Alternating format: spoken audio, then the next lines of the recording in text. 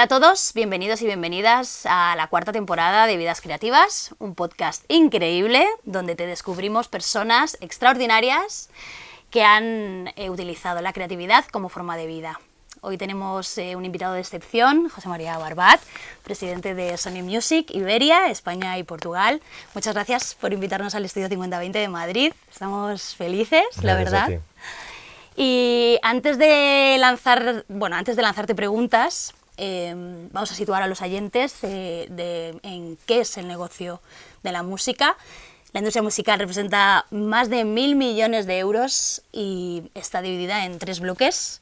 Una es la música grabada, la venta física y digital, los derechos de comunicación pública y las sincros. Otro sería el negocio de la música en vivo. Y para terminar, el negocio de editorial, ¿no? Así es. Bueno, y ahora sí, bienvenido José María.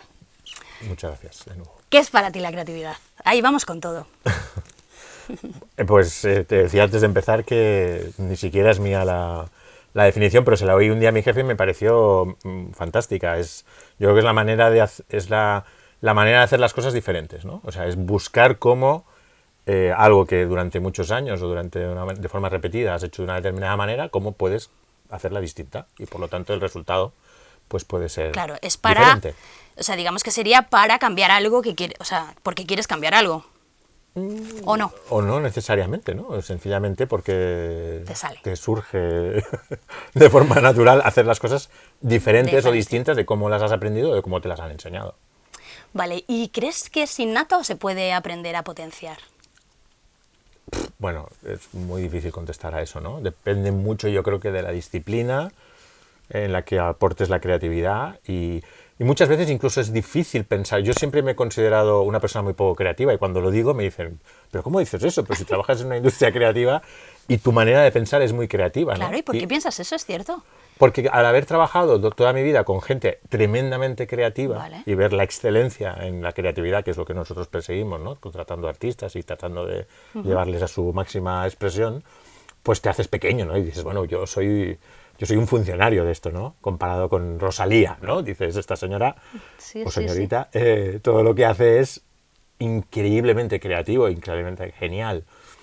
¿Yo qué soy? O sea, yo pues eso, soy un ejecutivo, pero cuando me lo regaten y me dicen, no, mira, fíjate, y te ponen ejemplos delante, y dices, pues es verdad, yo esto se acostumbraba a hacer de una determinada manera y yo decidí hacerlo de otra manera, eso es creatividad. Sí, sí. Yo, de hecho, en el podcast que tenemos personas de todos los sectores, al principio, pues claro, contábamos con muchas personas que eran de la industria, pues eso, musical, del cine, pues un poco eso, ¿no? Artistas, escritoras, pintores, así, ¿no? Entonces, simplemente me di cuenta que realmente la creatividad estaba en todas partes. Entonces, tú, desde tu posición, puedes hacer las cosas lo normal o de una manera más innovadora, ¿no? Entonces sí que creo que... Sí, y al final, otra reflexión a raíz de esto, la industria de la música en la que yo empecé durante un par de décadas, te diría, era teníamos una dinámica, una rutina bastante igual, ¿no? O sea, cambió algo el formato del vinilo al cassette, del cassette al CD, pero al final la manera con la que trabajábamos era muy parecida a una organización de tipo industrial, ¿no? O sea, se creaba un producto, se fabricaba, se distribuía y se promocionaba, ¿no? Como podías crear, producir y promocionar cualquier producto de gran consumo, una botella de agua o un libro, ¿no? Pero todo relacionado con la economía industrial, ¿no?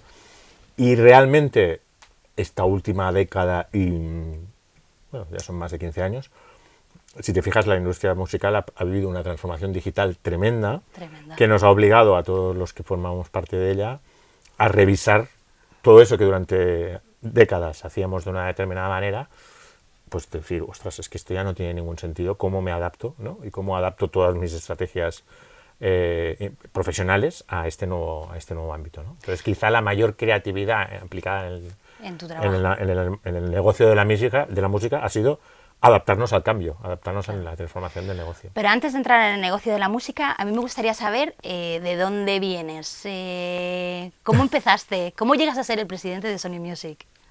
De forma completamente random.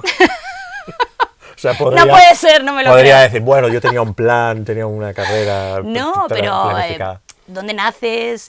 ¿A qué se dedicaban tus padres? ¿Cuál fue tu primer empleo? Buah, ¿Quién te dio tu primera oportunidad en el mundo de la música? eso es una buena pregunta.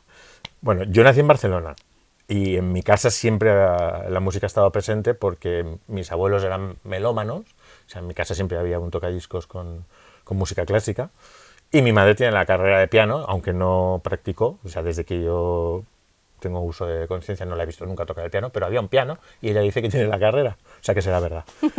Y luego había un cantautor en mi familia, que desgraciadamente falleció, era un primo hermano de mi madre que era uno de los Setges Jutges, que fue un movimiento de canción protesta en la que estaba el artista más significado de esa generación fue Serrat. Toma. Y eran Serrat y otros 15. Y entre ellos es un primo segundo para mí, primo hermano de mi madre, Enric Barbat.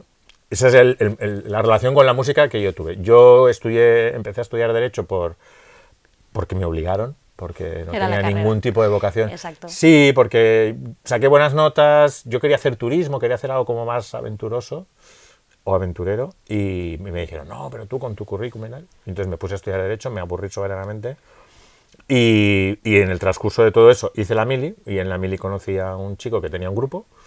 Ese chico me dijo que conocía a un batería de un grupo de pop rock español bastante conocido en la década de los 90, que se llamaba Los Rebeldes. Y en esa oficina de management empecé a trabajar por las tardes, porque por las mañanas iba primero a la mili y luego a la facultad. Y empecé, pues, me llamaban al nen, que en catalán es el chico, porque hacía básicamente lo que había que hacer.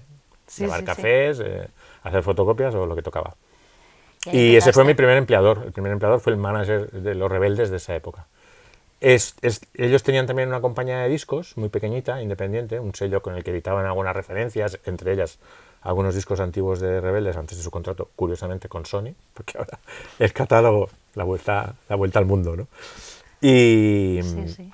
y entonces, pues a base de ir a muchas presentaciones, de ir a la radio, bueno, hacer lo que hacían en esa época la gente que trabajaba en la industria en Barcelona, una persona que trabajaba en la antigua BMG, porque Sony es el fruto de dos compañías, Sony y BMG, pues una persona que trabajaba en la oficina de Barcelona de BMG un día se acercó y me dijo, oye, estoy buscando a alguien para que me ayude en todas las tareas de promoción y de comunicación en la oficina de Barcelona. Y luego, pues con el tiempo, cuando le pregunté, oye, ¿por qué me contrataste? Me dijo, porque te veía en todas partes. Porque iba a un concierto y estaba, iba a una presentación y estaba, iba a la puerta de la radio y estabas esperando para ver a no sé quién, ¿no? El típico intenso que está... Tenías ganas. Sí, sí, es curioso, no sé, nunca me he parado a pensar por qué. Porque realmente no tenía un referente, no tenía nadie en casa que me dijera esto es lo que tienes que hacer. Y realmente casi todo el mundo me decía que tenía que hacer otra cosa, que no era Sí, aquello. sí, sí. Pero supongo que me llamó poderosísimamente la atención el entorno, pues eso, ¿no? Los artistas, los conciertos, la música. A ver, siempre había escuchado mucha música, como te he dicho, en casa, y luego en la edad, Sí. edad de colegio, instituto, bueno, yo no fui al instituto, pero bachillerato, digamos, y esa época, pues siempre he tenido amigos que escuchaban mucha música, íbamos a muchos conciertos, y pues eso Qué bien. siempre me había llamado la atención, y cuando vi la oportunidad de dedicarme profesionalmente a eso, lo que pasa es que, claro, los primeros años era... O sea que siempre te has dedicado realmente a la industria musical. Siempre. Siempre, No he tenido siempre. No ningún ha otro sido, trabajo. yo qué sé, otra cosa, ¿no? Siempre la industria. No, mi primer Bueno, pues contrato entonces fue ese y el último es este. No, pero qué De bien. momento. O sea, al final, bueno, es una gran trayectoria. Muchos años al final dedicados. Es- ¿Cómo ves esta evolución de la música, de este proceso creativo que tienen las artistas en la música, la manera ahora que tienen de, pues eso, de crear, de producir, de distribuir la música? Es Bueno, una evolución brutal, claro, tú la has total. visto. O sea, para mí la gran diferencia, el cambio de paradigma es que antes para ser artista necesitabas muchas cosas. Necesitabas alguien que te ayudara a grabar, un estudio como este, porque antes no había otra manera de grabar que no fueran estudios profesionales que costaban un dineral, con lo cual estaban al alcance de muy pocos. O sea, o eras rico o convencías a alguien que te lo pagara, que normalmente pues era una compañía, ¿no? La discográfica. Y luego también necesitabas una compañía para distribuirlo, porque como había que fabricar, pues claro, el proceso industrial es del que hablábamos antes, no estaba al acceso de prácticamente nadie, de nuevo, a no ser que fueras millonario o muy rico. Y luego también los medios de comunicación, por un tema de protegerse en cuanto a no tener 2.000 millones de interlocutores, pues o sea, si tú querías cantar y ibas a los 40 y decías, yo quiero cantar, te decían, muy bien, felicidades, váyase usted y hable con una compañía y ya nos traerá la música que usted haga. Vale. Pues todo eso, que era, pues fíjate, tres verticales, el de grabar, el de producir el producto físico o fabricar, y el de promocionar o impulsar la venta, ¿no? Había que contar con una compañía que te hiciera esas tres labores. Pues las tres hoy están desintermediadas, porque tú puedes grabar en tu casa, puedes subir la música a las plataformas con una distribución independiente y puedes promocionarte a través de las redes sociales. Con lo cual, nosotros hemos pasado de ser los señores que estábamos en un despacho esperando que nos vinieran a ver y rogarnos para que les grabáramos un disco, a ir detrás de los artistas rogándoles, por favor, que nos firmen un contrato y nos permitan trabajar con ellos, ¿no? O sea, ese es el principal cambio de paradigma, de ser necesarios, indispensables y únicos, ¿no? Única puerta de entrada y de salida de la industria, a ser actores no secundarios, porque todavía el negocio multinacional sigue siendo predominante, pero en un rol y en un papel muy, muy distinto al que teníamos antes, ¿no? Pues sí. La verdad es que, ¿cómo haces para, por ejemplo, esa creatividad de los artistas, cómo haces para que esa creatividad no se vea mermada por digamos, por la conveniencia del mercado? O sea, ¿cómo haces para equilibrar que tu empresa, o sea, Sony Music, tenga pues ese recorrido comercial y esté a la vez con un artista que tenga creatividad? Son dos preguntas diferentes, en realidad. Ya. Es en cuanto al artista, en cuanto a la empresa y en cuanto a la creatividad. En realidad son tres. ¿Cómo haces para equilibrar todo eso? O sea, a ver, el artista tiene que ser artista y tiene que estar convencido de lo que hace, sí. ¿no? Hay artistas que son muy hábiles. De hecho, aquí hay uno que está grabando en estos momentos, que no diré quién, pero tú sabes quién porque lo hemos mencionado antes. Bueno, en realidad se puede decir porque yo creo que él estaría también de acuerdo si se lo decimos. Sí. Melendi, ¿no? O sea, hay artistas que son muy hábiles a la hora de identificar tendencias o géneros que les quedan muy bien en su manera de expresarse y que acompañan donde está el gusto, digamos, donde está lo que está pasando, ¿no? La tendencia. Sí.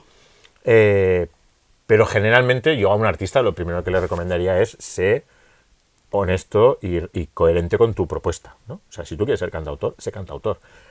¿Está jodido? Muchísimo. Ahora mismo ser cantautor es una putada, porque está muy jodido. Pero si es lo que sientes y es con lo que te sientes cómodo, hazlo, porque si eres excepcional, acabará pasando. Como le ha pasado a Rosalén, o como le ha pasado a Jorge Drexler con 60 años, que ahí sigue, o como le puede pasar a muchos otros, ¿no? Es el lado de los artistas, ¿no? Coherencia ante todo. En el lado de la industria, en el lado de las compañías, nosotros, de nuevo voy a referirme a mi jefe porque tiene expresiones muy buenas, por eso es el jefe.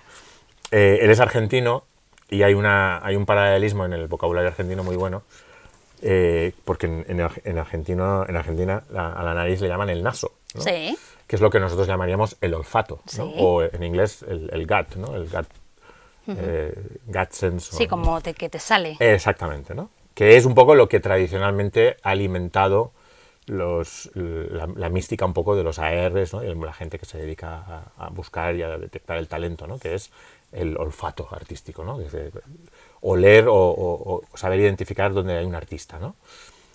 Y luego hay otra cosa que todos relacionamos con la tecnología de primer nivel, que son es los datos. La NASA.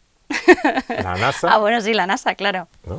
Los que llevaron la primera vez al hombre a la Luna, y el naso, ¿no? Entonces, él dice, que es una gran comparación, que hoy en día la industria de la música, el equilibrio perfecto está entre el naso, el saber identificar, ver a un artista y decir, tú lo tienes, porque hay mucha gente que se cree que es artista porque canta. Claro. Y la mala noticia es que cantantes hay 200 millones, por quedarme corto. Pero artistas no hay ni un 0,1% de esos 200 que se creen que son artistas porque cantan. O porque cantan muy bien. O sea, una cosa es ser un gran cantante y otra es ser artista. Hay grandes artistas que no son cantantes o no son grandes cantantes. De hecho, el propio Melendi al que mencionaba hace un momento, él mismo dice que como cantante es muy simpático, que es una gran afirmación, pero es verdad que tiene otros talentos increíbles a la hora de atraer y la atención de la gente y el talento con sus canciones, ¿no?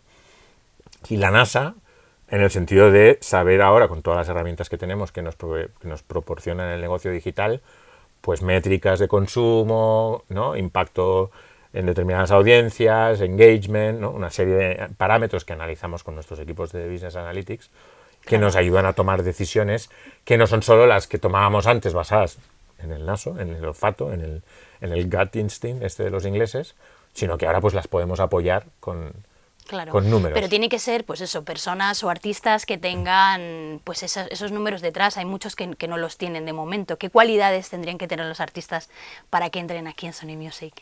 Madre mía. Si lo supiera, haríamos Barbat Music. No, a ver, o sea, la gran diferencia, otra cosa que cuenta mi jefe muy bien y que es muy interesante y que invita a reflexionar sobre la evolución del negocio de la música. Si piensas en lo que necesitaba hacer un artista en los años 20 y lo que necesita hacer un artista hoy, un siglo después, que es un poco la evolución de la industria musical como industria, ha evolucionado muchísimo. Antes, con ir a un estudio de grabación de radio, o sea, ni siquiera un estudio de grabación de audio, ni siquiera había cámaras, ¿no? No necesitaban tocar un instrumento, no necesitaban coger un amplificador e irse de gira, no necesitaban hacer un vídeo, no necesitaban hacer nada. Son demasiadas cosas. Claro, solo tenían que entrar en un estudio como este y cantar, ¿no? Eso es. Y todo lo demás lo hacían otros y no tenían que hacer nada más, salían y ya está, y eran artistas. Hoy, si tú piensas, lo que se le exige a un artista es en inglés overwhelming, que no se me ocurre una palabra mejor, ¿no? Alucinante o no sé, increíble. Sí. Pues eso, te paras a pensar y dices, wow, ¿no? Y el de problema hecho, ¿cómo es influyen las audiencias en los artistas de ahora? Porque ahora, claro, las redes sociales pues han evolucionado tanto que es como que les piden o sea, las redes sociales, la audiencia pide a los artistas ciertas cosas, ¿no? Y los artistas se sienten un poco como a veces coaccionados con que se espera de ellos. ¿Cómo crees que afecta eso en la creatividad de los artistas? Al 200%, no solo en la creatividad, en la manera de expresarse, de relacionarse con el mundo, de mostrar una opinión. O sea, para mí es el momento más difícil del mundo, de la historia, para ser artista. Claro. La oportunidad mayor, porque las posibilidades de proyectar tu éxito son increíbles. O sea, hoy sacas una canción en Móstoles y mañana la escuchan en Corea, cosa que antes, evidentemente, era, aparte de que era prácticamente imposible de que ocurriera, si pasaba, era fruto del trabajo de mucha gente durante muchos años. Véase Julio Iglesias, que quizás es el referente más cercano que tenemos, de un artista que ha cantado en China, en Moscú, cuando no sé cómo llegaba a China y a Moscú, porque casi no había ni vuelos. Y ahora no hace falta salir de tu cuarto, subes una canción, hay una tendencia en TikTok, y al día siguiente te sale un coreano en TikTok haciendo tu canción, ¿no? Es increíble. Y flipas. Pero claro, esa misma herramienta que tienes a tu alcance, que son las redes sociales, las plataformas, para que tu música viaje de esa manera, se vuelve en tu contra con todo el pushback que puedes tener, el hater, ¿no? Toda la conversación en redes que puedes crear por tu género, por tu opinión sobre temas de sexualidad, de raza, de política. De si te gusta el Barça o el Madrid, de si llevas zapatillas o zapatos, de si vas a misa o no. O sea, es una cosa que yo estoy viviendo de forma muy cercana, además en este país, que como sabes, todo está extremadamente polarizado para todo. Sí. Y llega un punto que artistas que presupondrías que son súper naturales y súper espontáneos en su manera de expresarse, no. O sea, que están aterrorizados. Por eso que lo tienen que preparar muchísimo para poder hacer algo, porque es que y pedir opinión a no sé qué, su jefe de prensa, su no sé qué, no sé cuántos y tal, para ver, oye, ¿esto está bien? O que tiran por el camino en medio y dicen, no hago nada. Me dedico a sacar canciones y a hacer conciertos y no se me ocurre abrir la boca, porque cada vez que abro la boca, o los unos o los otros me dan. Entonces, o sea, y desde aquí, a nivel creativo, no se les exige ser de una determinada manera a los artistas, les dais libertad absolutamente creativa. Absoluta. ¿Te ha pasado alguna vez de un proyecto comercialmente viable no fuera alineado con la visión del artista? O sea, un proyecto comercialmente viable no esté alineado con la visión del artista. ¿Te ha pasado? Sí, supongo que ha habido discos que hemos grabado y que el artista cuando los ha escuchado terminados, ¿vale? Ha dicho... ¿Y qué pasa ahí? Pues que se meten en un cajón y Hasta luego. viven la noche del olvido. Pero son comercialmente viables, a ti te vendría bien como presidente de Sony Music. Sí. A ver, voy a decir algo que no sé si es... Creo que él lo ha contado, y si no lo ha contado, pues ya me echarán la bronca.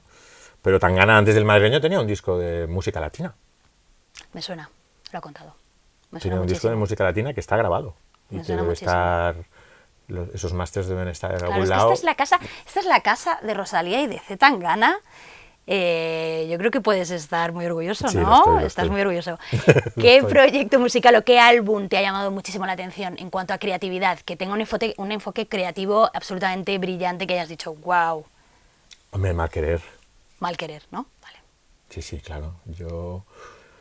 O sea, el proceso de contratación o de negociación con Rosalía, que ella ya estaba decidida que iba a firmar con nosotros, pero todavía quedaba, pues eso, la negociación con management y abogados y tal. Ella me empezó a mostrar música. ¿Se puede decir que sois los primeros que firman con ella? No, ella, o sea, tiene un contrato, o sea, a ver, sí, como artista en solitario, sí. Sí. Su primer disco y el que se considera el primer álbum de la carrera de Rosalía, que es El Mal Querer, sale Sí. con Sony. Vale. Ella tiene un proyecto anterior que se llama Los Ángeles, que hizo A la Limón con Raúl Refri, que es un productor catalán, pero está firmado por los dos. Vale. Y de hecho, cuando yo la conocí, ella me dijo, ya he comprometido este proyecto con Raúl, que en ese momento, y sigue siendo, pues un productor de referencia en toda la escena independiente, alternativa de España. Bueno, pues vive en Barcelona y tiene mucho peso allí, pero es de peso en toda la escena española. Pero ese proyecto se considera un proyecto de los dos, ¿no? Un proyecto coral. Y aunque bueno, si tú miras la discografía de Rosalía, el primer disco de Rosalía es Vale, Los vale. Ángeles, ¿no? Pero bueno, en solitario con vosotros. En solitario Qué con bien. nosotros. Y en ese proceso, pues ella me mostró un par de canciones y yo recuerdo compartirlas con el equipo más cercano y todo el mundo como, wow, esto es muy alternativo, world music, ¿no? No. Pero claro, yo siempre contaba que había visto una artista que me parecía alucinante y que me parecía gigante y magnífica, pero claro, si lo primero que muestras de música es eso, pues la gente dice, wow, pensaba claro. que me estabas hablando de, no sé, de Shakira o ¿no? De un artista, de una estrella latina global, no de algo más Sí, que alternativo. parecía como más de... Sí, o más de... como de nicho, a Sí, priori, eso es ¿no? lo- A Eso es, priori. tengo otra anécdota sobre eso, de alguien Por de la eso, industria que dijo que Rosalía era un artista de nicho. Exacto. Que Por eso te fíjate digo... tú la risa hoy de Ya, escuchar eso. Ya. Pero Sí, bueno, sí, en lo ese momento entiendo. podía ser eso. Lo entiendo. Pero cuando Rosalía viene ya por fin, cuando ya tenemos un acuerdo y vamos a planificar la salida del Mal Querer, unos bastantes meses antes, y que viene con su hermana Pilar, Pili, y nos juntamos el equipo, ¿no? Yo escojo al equipo que creo que le puede acompañar en el viaje, y éramos 5 o 6 personas, y nos empieza a contar una obra que viene de una novela que es de la Edad Media, ¿no? Que es la tesis doctoral de sus estudios de música, y nos empieza a contar el desarrollo y todos los capítulos y la propuesta audiovisual que había trabajado con Pili, con todos los distintos tratamientos audiovisuales, con distintas productoras, distintos realizadores. Yo dije, Wow. pues yo no había visto nunca a nadie llegar así de preparado a una reunión primera, con su primera o segunda compañía, pero bueno, primera compañía en su primer contrato de artista en solitario y tal, ¿no? Y la verdad es que Y con las cosas tan me claras. voló la y- cabeza. De hecho, Claro. los 2 primeros videoclips ya los había comisionado y se los había encargado a Canadá, a la productora, una de las productoras españolas de más valoradas, no solo para la música, sino también para la publicidad y otros campos del mundo audiovisual. Y ya ella se los había financiado con sus ahorros, había hablado con su madre, ha dicho, oye, ¿cómo podemos pagar esto? Increíble. O sea, tenía una visión y una Claro. determinación. Y además ahora hay una increíbles. evolución también de los géneros musicales, ¿no? Y de las fusiones y de... Claro, y tú estás súper a favor de la creación de nuevos sonidos y de... Sí, de a ver, nuevos- no es que esté a favor, es que es Es el futuro. Otra de las cosas que ha traído la transformación digital es exactamente eso, que antes teníamos posibilidad de escuchar lo que nos dejaban escuchar en casa, ¿no? De nuestros padres, de nuestros hermanos y demás, y lo que sonaba en la radio. Bueno, y lo que te podías comprar, ¿no? Claro. En el mercado. Pero piensa que, por ejemplo, para nosotros el K-pop, pues era, ¿no? O sea, en Corea siempre se ha hecho pop, desde los años que exista una industria musical ahí, y nosotros no teníamos acceso al K-pop. El K-pop se ha hecho famoso y ha recorrido el mundo entero, y grandes artistas o grandes bandas han salido de ese fenómeno, porque las redes sociales y las plataformas han permitido su difusión masiva en el mundo, ¿no? Sí. Entonces, Bueno, y también las nuevas tecnologías lo que han traído es, pues eso, la democratización de esos procesos también de producción, donde gente que no está muy cualificada puede optar a hacer grandes cosas que antes era impensable porque no sabían, no estaban preparados. Por lo tanto, ahora, en un momento dado... efectivamente, lo que hablábamos antes. Es que es una revolución increíble. Para entrar en un estudio tenías que tener los recursos económicos, un ingeniero, un productor, músicos, y saber de lo que sea, hace, cualquier presupuesto de grabación por poco alcance que quisieras tener era una barbaridad. En cambio ahora con cualquier software de música en casa y un teclado te puedes hacer un disco. Pues sí. ¿Y cómo crees que va a evolucionar la música a nivel, estoy hablando, cultural, tecnológico, social, un poco en el futuro? ¿Cómo va a evolucionar? ¿Cómo crees? Es tu opinión. ¿Cómo lo ves tú desde tu posición? A ver, es una respuesta muy amplia, ¿no? Sí. Yo creo que la música siempre va a formar parte de nuestras vidas, siempre, de las nuestras y de las futuras generaciones a venir. Seguirá transformándose en cuanto a que siguen apareciendo disrupciones tecnológicas, ahora la inteligencia artificial, ¿no? Pero siempre va a seguir habiendo una necesidad de consumir música porque pertenece... La inteligencia artificial, ¿tú crees que irá contra la creatividad? Porque al final, ¿que es algo como innovador o realmente se basa en patrones ya creados? O sea, todas aquellas herramientas que sirvan para apoyar y facilitar la tarea de los creadores, bienvenidas. Todas aquellas herramientas que sirvan para sustituir el trabajo o la creatividad de seres humanos, para mí, pues hay que vigilarlas con mucho cuidado, porque, porque no solo ponen en jaque la industria de la música, ponen en jaque cualquier industria que sea operada por seres humanos, ¿no? Yo creo que lo tendrán difícil, porque al final la emoción es algo que no se puede replicar. Esa es mi opinión, pero bueno, ya iremos viendo, porque al final esto va muy rápido. Sí, a ver, si se lo preguntas a un guitarrista, no, a un músico de profesión, ¿no? Un guitarrista de profesión, cómo suena la guitarra que suena creada por ordenador, o sea, por un programa en un disco que ya está, ¿no? Que ya hace años que existe esa posibilidad, te dirá que eso es una aberración y que no tiene la misma intensidad y la misma, ¿no? O sea, si le hablas a Leiva, que es un tipo que hace los discos casi en cinta, ¿no? Todavía, y en estudios analógicos, porque le ama eso y ama el sonido de eso, y seguramente muy poca gente como él es capaz de apreciar ese valor, ¿no? En eso, pero que para él es súper importante porque es su proceso de creación y lo quiere respetar y mimar y cuidar al máximo. Tiene un significado que no tiene para alguien que le gusta Bad Bunny, que lo único que le gusta es su timbre de voz, las cosas que dice, el ritmo, y que es una música que le hace bailar y pasárselo bien, ¿no? Claro. O sea, yo creo que todo va a depender mucho de, pues eso, del uso que le quieras dar y de la manera que tengas de plantearte el consumo de música, ¿no? Una cosa es el que tiene una cuenta premium de Spotify, se compra vinilos y dedica una tarde en su casa a escuchar música solo, en compañía y tal. Y la otra es el que escucha música en el coche con un dispositivo móvil o solo la utiliza con fines lúdicos, ¿no? Claro. Al final los conciertos tienen un componente, o los festivales ya ni te digo, mucho más social, ¿no? Cuánto hay de música en un festival hoy en día y cuánto hay de postureo, de socializar. Yo voy a descubrir música. Yo he descubierto muchas bandas y muchos grupos y muchos artistas en festivales, pero es verdad que al final... No te quiero faltar el respeto, pero eres de una generación un poco... Lo sé. distinta a la que... Sí, a la que viene. A la que está enfocada la mayor parte del público de los festivales de hoy, ¿no? O sea, Coachella, todos estos festivales son... sociales. Disfrute, ¿sabes? el verse, el hacer... ¿Dónde estás? También, o sea, el hacerse ver... Exacto. verse y hacerse ver. Sí, sí. The place to be. Exacto. Está claro, está claro. ¿Y dónde te ves tú dentro de 10 años? En esta carrera increíble en la industria musical que llevas. Pues a ver, calculando y en función, no sé cómo acabará el reglamento de los trabajadores por esa época, pero entiendo que a punto de jubilarme, ¿no? A ver, a mí me gustaría... Claro, toda esta disrupción y los cambios en la industria y en el negocio...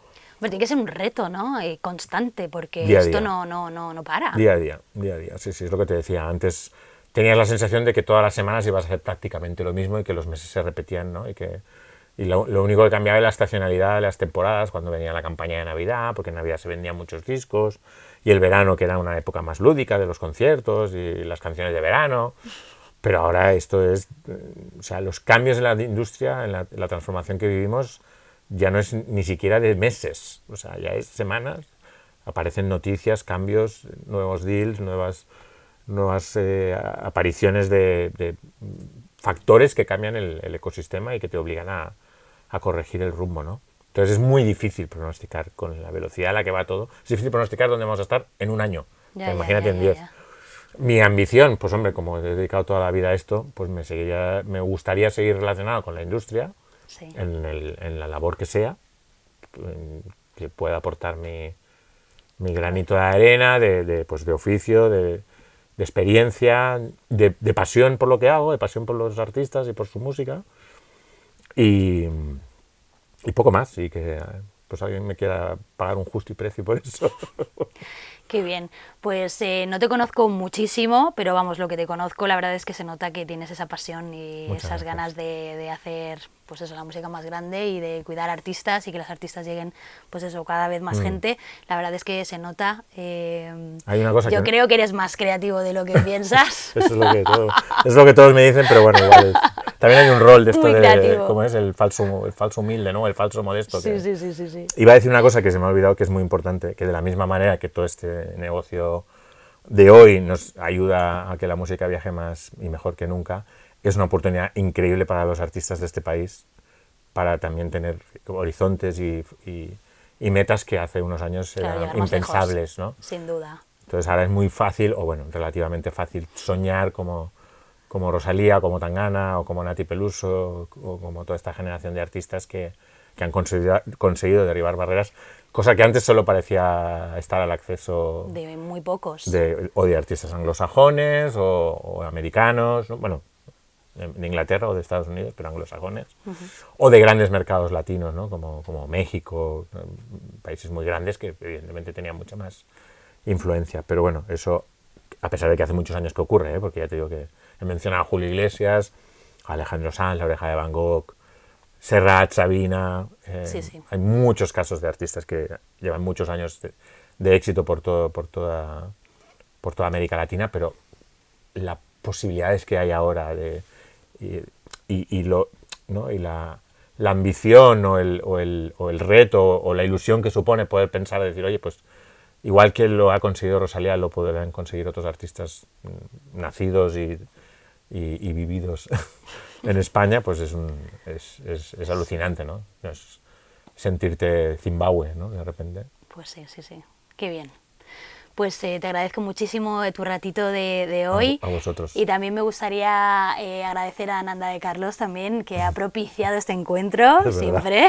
La Celestina. Exacto. Ananda la Celestina. Así que también se lo agradecemos a ella y muchísimas gracias a todos los oyentes y de verdad, de nuevo, muchas gracias. A ti. Y que os ha quedado muy bonito este estudio. ¿Verdad? Os ha quedado maravilloso. Niquelao. La verdad es que sí. Así que enhorabuena. Gracias. José María, que sé que has estado detrás de todo esto también. Así que, y nada más, pues terminamos el episodio número 1 de la 4ª temporada de Vidas Creativas. Muchas gracias por estar ahí.